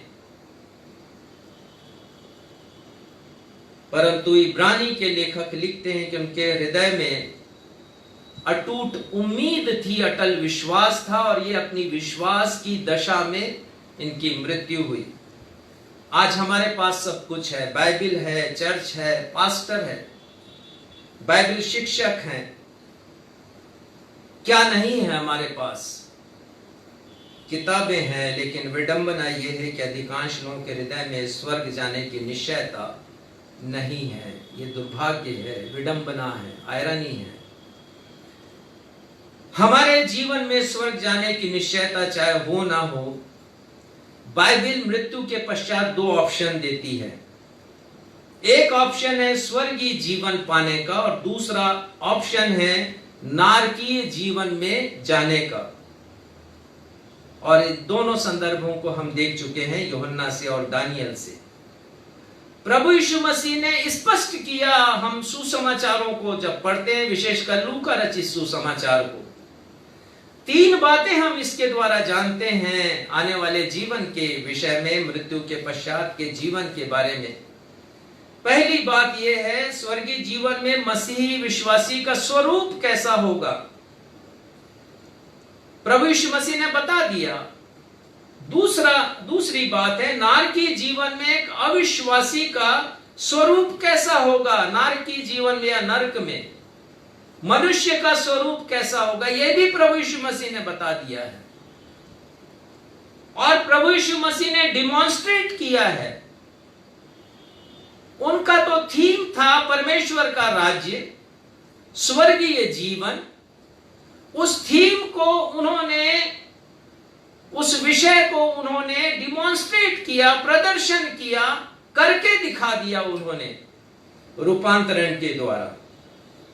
और उन्होंने बोला कि यदि हम, उनका यह कहना है कि यदि हम विश्वास करेंगे उनके ऊपर तो हम भी बदल जाएंगे। 3 संदेश मैंने तैयार किए हैं। पहली बात, स्वर्गीय जीवन में हमारा स्वरूप कैसा होगा। दूसरी बात, प्रभु यीशु मसीह का रूपांतरण, जिसे आने वाले रविवार को हम देखेंगे, तो इसलिए आप उसे मिस नहीं कीजिएगा आने वाले रविवार को, क्योंकि बहुत सी अच्छी अच्छी बातें हम सीखेंगे। प्रभु यीशु मसीह ने प्रदर्शित किया है, डिमॉन्स्ट्रेट किया है अपना रूप बदल करके, कि हम भी कैसे बदलेंगे। तीसरी बात, नारकीय जीवन में मनुष्य का स्वरूप क्या होगा, ताकि हम सतर्क रहें, जान लें स्वर्ग के बारे में भी और नरक के बारे में भी, खासकर अपने स्वरूप के बारे में। हम कैसे होंगे वहां पर, हमारा क्या रूप होगा। आज प्रथम बिंदु पर ध्यान देंगे और आज का विषय है मृत्यु के पश्चात हमारे स्वर्गीय जीवन का स्वरूप कैसा होगा। What will be the nature of our heavenly life after death? मृत्यु के पश्चात हमारे स्वर्गीय जीवन का स्वरूप। अक्सर लोग बातें करते हैं मृत्यु के पश्चात हम स्वर्ग जाएंगे तो हम कैसे दिखाई देंगे। प्रश्न करते हैं लोग, हम कौन सा रूप धारण करेंगे, क्या वैसे ही हम दिखाई देंगे जैसी आकृति हमारे इस सांसारिक जीवन में है, कि हमारी आंखें हैं, नाक है, मुंह है, कान है, क्या ऐसा ही शरीर हमारा होगा। प्रश्न करते हैं, और ये ज्यादा इंपॉर्टेंट है प्रश्नों की सूची में, क्या हम अपने मृत पिता को पापा या डैडी कहेंगे? क्या मृत मम्मी को हम मम्मी कहकर पुकार सकेंगे? क्या पति अपनी मृत पत्नी को अपनी पत्नी कह सकेगा, या जो भी उसका निकनेम उसने रखा है उससे वो उसे बुला सकेगा? और ठीक ऐसे ही पति क्या पत्नी को पुकार सकेगी? हमारा जीवन वहां स्वर्ग में कैसा होगा? इन प्रश्नों के उत्तर आज हम परमेश्वर के वचन में देखेंगे और जानेंगे। इसलिए आइए हम निकाल लें उस स्थल को जो सुसमाचार के पाठ के रूप में आज हमारे सामने पढ़ा गया। मत्ती रचित सुसमाचार, उसका 20वां अध्याय और उसके पद 27 से आगे हम देखेंगे। यहां पर सदूकियों का एक बहुत बड़ा प्रश्न है प्रभु यीशु मसीह के सामने। वो प्रभु यीशु मसीह को जांच रहे हैं, प्रभु यीशु मसीह को तौल रहे हैं। दरअसल ये पूरा 20वां अध्याय प्रश्नों का अध्याय है, और प्रभु यीशु मसीह को चारों खाने चित्त करने के लिए उनको उनके लफ्जों में कि आज हम इसके ज्ञान की शेखी बघार देंगे, ये सोचकर उन्होंने बहुत कठिन कठिन प्रश्न किए हैं। हम सारे प्रश्नों पर तो नहीं जाएंगे, आप पढ़ सकते हैं 20वां अध्याय। ये प्रश्न सदूकियों का है। और उसके पहले प्रभु यीशु मसीह से एक और प्रश्न किया गया था, जो कि पूरे विश्व इतिहास में वो मशहूर संदर्भ रहा है कि कैसर को कर देना उचित है या नहीं है। वो यीशु मसीह को तौलना चाह रहे थे, लेकिन हमेशा की तरह यीशु मसीह ने यहां पर भी सबों को निरुत्तर किया और सदूकियों को भी निरुत्तर किया। ये सदूकी पुनरुत्थान के ऊपर विश्वास नहीं करते थे। दरअसल दो प्रमुख सेक्ट थे वहां पर, दो प्रमुख समूह थे प्रभु यीशु मसीह के काल में, और अक्सर हम पढ़ते हैं इन दोनों के बारे में, सदूकी और फरीसी। फरीसी प्रभु यीशु मसीह की आलोचना कर रहे हैं और सदूकी भी पीछे नहीं है। दरअसल इनके पीछे एक फोर्स है जो प्रभु यीशु मसीह का विरोध करता है, और वो महायाजक है, वो मंदिर के शासक हैं, और वो नहीं चाहते कि प्रभु यीशु मसीह लोकप्रियता प्राप्त करें। इसलिए प्रभु यीशु मसीह के पास वो भेदियों को भेजते हैं पता करने के लिए कि प्रभु यीशु मसीह क्या क्या कर रहे हैं। जासूस लगा दिया उन्होंने यीशु मसीह के पीछे। और एक कठिन प्रश्न यहां पर सदूकी पूछ रहे हैं, जिसके बारे में अभी हमने पढ़ा है और आप भी जानते हैं। और वो पूछते हैं प्रभु यीशु मसीह से कि कोई व्यक्ति है और उसके 7 भाई हैं, बड़े 6 भाई हैं किसी व्यक्ति के, और बड़े भाई का विवाह होता है किसी स्त्री के साथ और बिना संतान उत्पत्ति के उसकी मृत्यु हो जाती है। तो मूसा की व्यवस्था के अनुसार उसका जो छोटा भाई है वो उससे विवाह करता है, लेकिन उसके साथ भी दुर्घटना घटती है और उसकी मृत्यु होती है, वो भी निसंतान मर जाता है। उसके पश्चात जो उससे छोटा भाई है वो विवाह करता है पहले भाई की ही पत्नी से, लेकिन वो भी निसंतान मर जाता है। उनका जो प्रश्न है वो ये है, इसी रीति से 7 बिना संतान मर गए। पद 31 में और 32 में वो पूछते हैं प्रभु यीशु मसीह से प्रश्न के रूप में, सबके पीछे वो स्त्री भी मर गई है, सो जी उठने पर वह उनमें से किसकी पत्नी होगी, क्योंकि वो 7 की पत्नी हो चुकी थी। बड़ा घुमावदार प्रश्न है ये। वो सोचे कि प्रभु यीशु मसीह प्रश्न को सुन करके चित्त हो जाएंगे, उनके पास जवाब नहीं होगा, निरुत्तर हो जाएंगे वो। पर हर सवाल का जवाब प्रभु यीशु मसीह के पास है। हो सकता है कि हमारे भी प्रश्न हो हमारे जहन में। किसी समय मेरे भी लिए कठिन प्रश्न था कि यदि मृत्यु के पश्चात जीवन है तो जीवन का स्वरूप कैसा है। और प्रभु यीशु मसीह ने मेरी आंखों को खोला, पवित्र आत्मा के द्वारा बताया कि कैसा स्वरूप होगा। बहुत सी बातें हैं, लेकिन केवल इसी संदर्भ पर हम रहेंगे। 3 बातों को हम देखेंगे। हमारा स्वरूप कैसा होगा, क्या सिखाया प्रभु यीशु मसीह ने। पहली बात यहां पर पद 34 पढ़िएगा। यीशु ने उनसे कहा, इस युग की संतानों में तो विवाह होता है, पर जो लोग इस योग्य ठहरेंगे, बस इस युग के संतानों में विवाह होता है। मेरे पास पुरानी बाइबल है और उसमें मैं समझता हूं इससे अच्छा शब्द आया, ब्याह और शादी दोनों वैसे एक लगते हैं, लेकिन थोड़ा फर्क है। अंग्रेजी में यदि आप पढ़ेंगे इसको तो उसमें आया है कि they will marry and are given in marriage, यानी संतान विवाह के लिए दिए जाएंगे और वे विवाह करेंगे। प्रभु यीशु मसीह कहते हैं कि इस युग के और युग के लिए जो एक अच्छा शब्द अंग्रेजी में आया वो है वर्ल्ड, यानी संसार। इस संसार के संतानों में तो ब्याह शादी होती है। और 35 पद में यदि आप इसे लेंगे, पर जो लोग इस योग्य ठहरेंगे कि उस युग को अर्थात उस संसार को अर्थात परलोक को और मरे हुओं का जी उठना प्राप्त करें। फिर पढ़िए क्या लिखा है, वे न विवाह करेंगे और न विवाह में दिए जाएंगे। हाँ, यहाँ पर ठीक है। वे ना विवाह करेंगे ना विवाह में दिए जाएंगे। स्वर्ग में हमारे मानवीय रिश्ते समाप्त हो जाएंगे। विवाह पृथ्वी पर होते हैं, स्वर्ग में नहीं होते। पृथ्वी के हमारे जो भी रिश्ते हैं, आपकी नजर में चाहे कितने भी प्रगाढ़ हों, कितने भी सम्मानीय हों, वो रिश्ता स्वर्ग में नहीं चलेगा।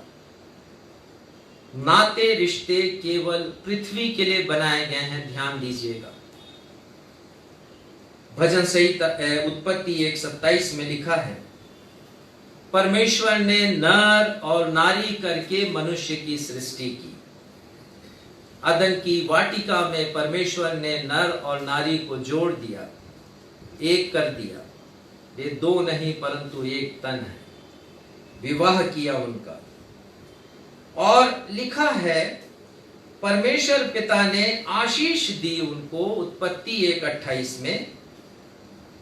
और परमेश्वर पिता ने कहा कि फलों फूलों और पृथ्वी पर भर जाओ। आशीष दी है।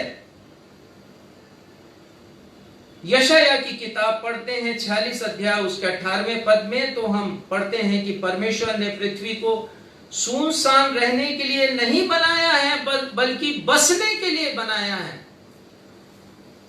इंसान यहां पर बढ़े जनसंख्या में और विपुल रूप से पृथ्वी पर समा जाए, सारी पृथ्वी पर। रिश्ते नाते पृथ्वी पर विवाह से बनते हैं। हमारे रिश्ते पुनरुत्थान के पश्चात स्वर्ग जाते ही बदल जाते हैं, इस बात पर ध्यान दीजिएगा। इसलिए हम पृथ्वी पर के रिश्तों के साथ अपने स्वर्गीय प्रियजन को ना देखें कि मेरे पापा वहां पर है, मेरी मम्मी वहां पर है। मरने के बाद हम जाएंगे और गले लग जाएंगे, पापा पापा, मम्मी मम्मी। उन रिश्तों के साथ अपने प्रियजनों को हम नहीं देखें। प्रश्न उठता है कि यदि मानवीय रिश्तों के साथ हम अपने प्रियजनों को या स्वर्गीय लोगों को नहीं देखें, तो हमारे रिश्ते स्वर्ग में कैसे होंगे? हमारे संबंध कैसे होंगे? 3 बातों के द्वारा हम इसे समझेंगे। पहली बात, यद्यपि हमारा पृथ्वी का रिश्ता बदल जाएगा, तथापि हम एक दूसरे को पहचानेंगे। ऐसा नहीं है कि हम एक दूसरे को नहीं पहचानेंगे, बस वो जो रिश्ता है पृथ्वी पर, और अक्सर जो स्वार्थ का रिश्ता है, वो रिश्ता नहीं रहेगा। हमारे रिश्ते अक्सर स्वार्थ से बनते हैं, अपेक्षा होती है रिश्तों में, और वो रिश्ता स्वर्ग में नहीं रहेगा। 1 कुरिन्थियों 15 अध्याय 51 और 52 पद पिछले रविवार हमने पढ़ा था, और वहां पर लिखते हैं संत पौलुस की, हम सब बदल जाएंगे, हमारा रिश्ता भी बदल जाएगा। और 49 वर्ष में वो कहते हैं कि हम उस स्वर्गीय का रूप धारण करेंगे। हम सभी के मध्य में मैं आपको बताना चाहता हूं कि पृथ्वी के रिश्ते तो समाप्त होंगे, क्योंकि हम यहाँ पर अपना और पराया की भाषा लेकर के चलते हैं। वो भाषा वहां पर काम नहीं आएगी, केवल अपने की भाषा काम आएगी। एक डिवाइन रिलेशनशिप होगा हम सभी के मध्य में। पृथ्वी के रिश्तों से वो मधुर होगा, वो लाजवाब रिश्ता होगा, वो पृथ्वी के रिश्तों से अधिक इंटीमेट होगा, अधिक प्रगाढ़ होगा, वो अवर्णनीय होगा, वो मनमोहक होगा।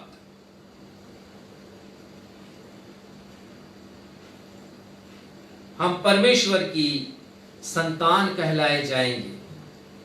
इससे बढ़कर के और क्या रिश्ता हो सकता है हमारा? प्रभु यीशु मसीह कहते हैं लूका 20 और उसके 36 पद के अंत में, परमेश्वर के भी संतान होंगे, हम परमेश्वर के संतान कहलाए जाएंगे। और 1 यूहन्ना 3 उसके दूसरे पद में यूहन्ना लिखते हैं, अभी हम परमेश्वर की संतान हैं।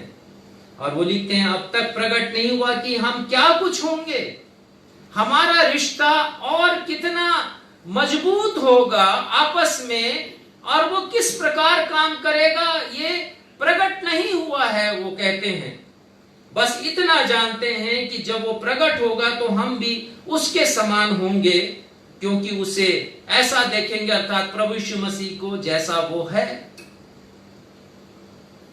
और हमारे रिश्ते बदल जाएंगे। हमारे मध्य में एक ग्लोरियस रिलेशनशिप होगा, एक महिमामयी संबंध होगा, जिसकी व्याख्या भी मैं आपके सामने कर नहीं सकता हूं कि और हम जब जाएंगे स्वर्ग में तभी हम उस ग्लोरियस रिलेशनशिप को महसूस करेंगे।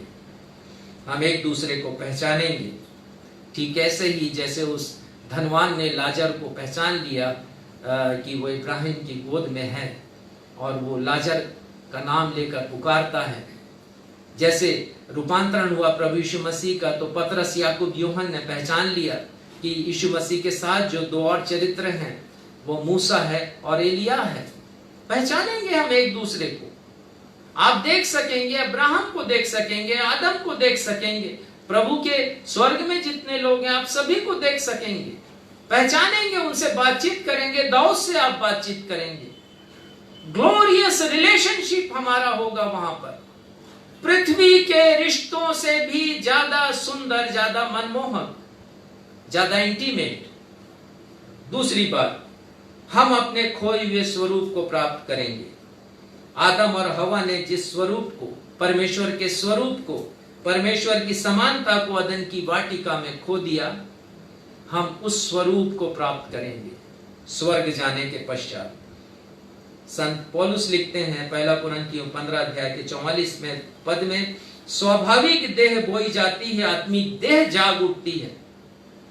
ये शरीर पृथ्वी का स्वाभाविक देह है जो मेरा है, मेरी पत्नी का, मेरे बच्चों का, और ठीक वैसा ही आपके साथ है। हम अपने स्वाभाविक देह के साथ जीते हैं। स्वाभाविक देह जितना लगाव उत्पन्न कर सकता है और साथ ही साथ जितनी घृणा उत्पन्न कर सकता है वो देह उत्पन्न करता है। लेकिन ये देह की जगह आत्मिक देह हमारी जाग उठेगी, उसे कहते हैं स्पिरिचुअल बीइंग। आत्मिक देह हमारे पास होगी। तीसरी बात, हमें महिमामयी देह मिलेगी, और इसके बारे में मैं आने वाले रविवार आपसे बातें करूंगा कि प्रभु यीशु मसीह का के रूप जैसे महिमा से आलोकित हुआ, हमारा भी ये स्वाभाविक, हमारी भी स्वाभाविक देह आलोकित हो जाएगी महिमा से। प्रभु यीशु मसीह दूसरी बात कहते हैं कि वे मरने के भी नहीं, वो कहते हैं जी उठने की संतान कहलाए जाएंगे मैं और आप। वो कहते हैं 36 पद के पहले हिस्से में कि वे मरने के भी नहीं, और यही तो प्रतिज्ञा है परमेश्वर की मानव जाति से। यूहन्ना 3:16 में, जो कोई विश्वास करेगा वो नाश नहीं होगा परंतु अनंत जीवन पाएगा। हमारा ये जो स्वरूप दिन प्रतिदिन घटता जाता है, हम वृद्धावस्था की ओर अग्रसर होते हैं, वहां पर कोई ऐसी बात नहीं होगी। वहां हम मृत्यु का चेहरा नहीं देखेंगे, वहां हम बीमारी नहीं देखेंगे। परमेश्वर का वचन कहता है प्रकाशित वाक्य 21:4 में, हमारे प्रभु यीशु मसीह हमारी आंखों से पृथ्वी की पीड़ा की में उपजे हर एक आंसू को पोंछ डालेंगे, और लिखा इसके बाद मृत्यु नहीं रहेगी, न शोक होगा, न विलाप होगा, न पीड़ा रहेगी, पहली बातें जाती रही। पहले का स्वरूप खत्म हो गया, वो नया स्वरूप है, वो आनंद देने वाला स्वरूप है, अनंत जीवन देने वाला स्वरूप है। प्रभु यीशु मसीह कहते हैं यूहन्ना 8 उसके 24वें पद में, मैं तुमसे सच सच कहता हूं, जो मेरा वचन सुनकर मेरे भेजने वाले की प्रतीति करता है, अनंत जीवन उसका है। उस पर दंड की आज्ञा नहीं होती, परंतु वह मृत्यु से पार होकर जीवन में प्रवेश कर चुका है। मृत्यु से पार हो गए हैं। यदि हम यीशु मसीह पर विश्वास करते हैं, उस स्वरूप को हम प्राप्त करेंगे। तीसरी और अंतिम बात है, कि हम स्वर्गदूतों के सदृश होंगे। प्रभु यीशु मसीह कहते हैं 36वें पद के दूसरे हिस्से में, वो कहते हैं वे स्वर्गदूतों के समान होंगे। ब्याह शादी होगी नहीं, मानवीय रिश्ते खत्म हो जाएंगे, हम अनंत काल के लिए वहां पर जिएंगे। और तीसरी बात, स्वर्गदूतों के समान हम होंगे। प्रश्न यही है, क्या मनुष्य स्वर्गदूत बन सकता है? और बाइबल कहती है कि जी हाँ, we are capable of being made equal to angel. हमें परमेश्वर ने योग्यता बनाई है कि हम इस स्वर्गदूतों के गुणों को हासिल कर सके। प्रथम मनुष्य अर्थात आदम मूल रूप से स्वर्गदूत के समान बनाया गया था। उसके पास वो गुण थे जो स्वर्गदूतों के पास होते हैं, और परमेश्वर ने विशिष्ट बनाया आदम को। आदम अजर, अमर, इमॉर्टल, अविनाशी बनाया गया, और स्वर्गदूत भी अविनाशी बनाए जाते हैं। परमेश्वर ने सृजा है उनको, स्वर्गदूतों को। अजर और अमर है, मृत्यु का मुख वो नहीं देखते हैं, मृत्यु नहीं आती उनका शरीर, स्वर्गदूतों का शरीर हमारे समान वृद्धावस्था की तरफ नहीं जाता, हमेशा एक जैसे रहते हैं। दूसरी बात, आदम नैतिक रूप से उत्कृष्ट बनाया गया था, मॉरल एक्सीलेंस के साथ वो बनाया गया था। स्वर्गदूत भी मॉरल एक्सीलेंस के साथ बनाए जाते हैं, उच्च जीवन चरित्र उनका होता है। तीसरी बात, आदम परमेश्वर की आज्ञाओं का पालन करने और नहीं करने की स्वतंत्र इच्छा के साथ बनाया गया, और स्वर्गदूत भी इसी इच्छा के साथ बनाए गए। इसीलिए हम पढ़ते हैं कि जब लूसीफर ने, जिसके पास काफी अधिकार था परमेश्वर ने दिया था, उसने विद्रोह किया तो अपने साथ उसने दूसरे स्वर्गदूतों को भी ले लिया। उन्होंने भी परमेश्वर का विरोध किया, जिन्हें हम दुष्ट आत्मा के रूप में जानते हैं। 1/3 स्वर्गदूतों ने लूसीफर के साथ परमेश्वर की सत्ता के खिलाफ विद्रोह किया, और इसीलिए परमेश्वर ने स्वर्ग के सिंहासन से उसको नीचे पृथ्वी पर गिरा दिया।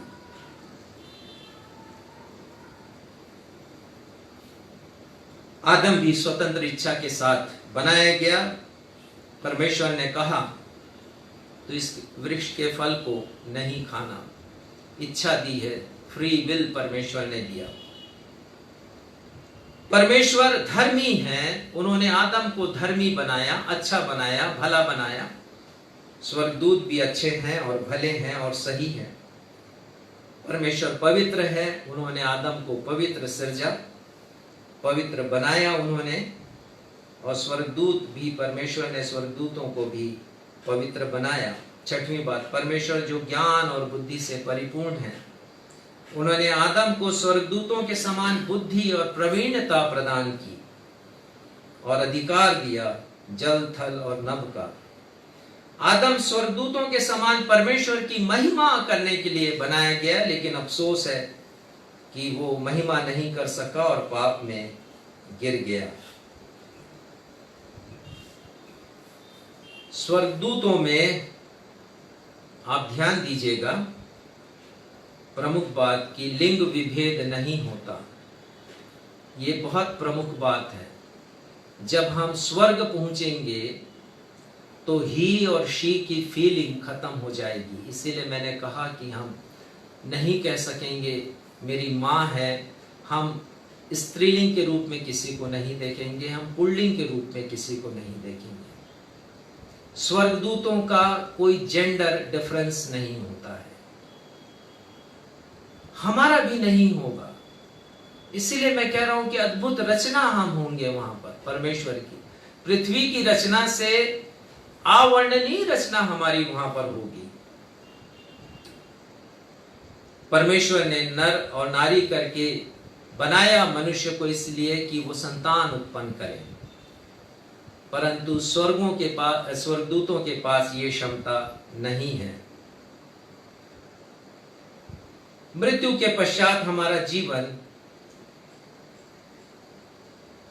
कैसा होगा, इसे हमने अभी देखा। हमारा रिश्ता एक दूसरे के साथ डिवाइन होगा, अलौकिक होगा। लेकिन प्रभु यीशु मसीह कहते हैं कि इस जीवन को पाने के लिए एक योग्यता की जरूरत पड़ेगी। पद 35 में वो कहते हैं कि जो लोग इस योग्य ठहरेंगे, योग्य ठहरना है इसके लिए, उस स्वरूप को पाने के लिए जिसे परमेश्वर ने मेरे और आपके लिए रखा है, उस परमेश्वर के स्वरूप को पाने के लिए, उनकी समानता को पाने के लिए, आदम की समानता को पाने के लिए, उसके स्वरूप को पाने के लिए, उसकी डिग्निटी को पाने के लिए, उसकी शान को पाने के लिए, जिस स्वरूप को रखा है उसके लिए एक योग्यता की आवश्यकता है। क्या वो योग्यता हमारे जीवन में है? क्या हम अपने आप को बदलना चाहते हैं? क्या हम यीशु मसीह के पास आना चाहते हैं? क्या हमने अपना जीवन प्रभु यीशु मसीह के हाथ में दिया है? क्या हमने कभी माना है कि प्रभु मैंने पाप किया है, मुझे क्षमा की आवश्यकता है? क्या कभी हमने माना है कि प्रभु यीशु मसीह मेरे मुक्तिदाता हैं? क्या कभी मैंने अपने पापों से पश्चाताप किया है? और यदि आपने ये सब किया है तो वो जीवन, अनंत जीवन आपका है। आप योग्य ठहरेंगे उस जीवन को पाने के लिए जो पृथ्वी के जीवन से ज्यादा आकर्षक होगा, ज्यादा मनोहर होगा, ज्यादा इंटीमेट होगा, ज्यादा आनंददायक होगा। यदि आप उस जीवन को पाना चाहते हैं तो आज आप प्रभु यीशु मसीह के पास आ सकते हैं। मेरे साथ इस प्रार्थना में आप भाग ले सकते हैं। आइए हम प्रार्थना में जाएं। हमारे पिता, हम आपके समीप आते हैं। पिता, धन्यवाद देते हैं इस वचन के द्वारा आपने हमसे बातचीत की है। आपने बतलाया है पिता कि हमारा स्वर्गीय जीवन कैसा होगा, स्वर्गीय जीवन में हमारा स्वरूप कैसा होगा। पिता, हम नरक नहीं जाना चाहते, मृत्यु के पश्चात हमें उस जीवन को पाना चाहते हैं जिसे आपने हमारे लिए रखा है, जिसके लिए प्रभु यीशु मसीह कहते हैं कि वे मरने के भी नहीं, जिसके लिए प्रभु यीशु मसीह कहते हैं कि हमारा डिवाइन रिलेशन होगा। वहां पर हम एक दूसरे के साथ अलौकिक संबंध से जुड़े रहेंगे, हम स्वर्गदूतों के समान होंगे।